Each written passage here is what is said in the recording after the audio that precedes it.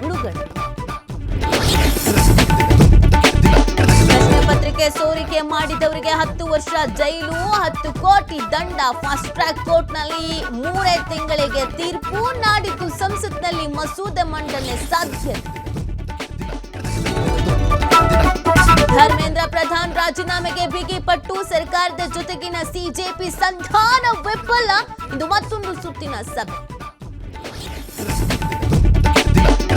ಭಾರೀ ಮಳೆ ಮುನ್ಸೂಚನೆ ಹಿನ್ನೆಲೆ ಆರೆಂಜ್ ಅಲರ್ಟ್. ಇಂದು ಉಡುಪಿ ಜಿಲ್ಲೆಯಲ್ಲಿ ಶಾಲಾ ಕಾಲೇಜಿಗೆ ರಜೆ. ದಕ್ಷಿಣ ಕನ್ನಡ ಜಿಲ್ಲೆಗ ಶಾಲಾ ಕಾಲೇಜಿಗೂ ರಜೆ ಘೋಷಣೆ. ಮಹಾರಾಷ್ಟ್ರದ ಪಶ್ಚಿಮ ಘಟ್ಟದಲ್ಲಿ ಭಾರೀ ಮಳೆ. ಕೃಷ್ಣಾ ನದಿಗೆ ಮತ್ತೆ ಒಳಹರಿವು ಹೆಚ್ಚಳ. ಬೆಳಗಾವಿಯ 8 ಕೆಳಹಂತದ ಸೇತುವೆಗಳು ಜಲಾವೃತ.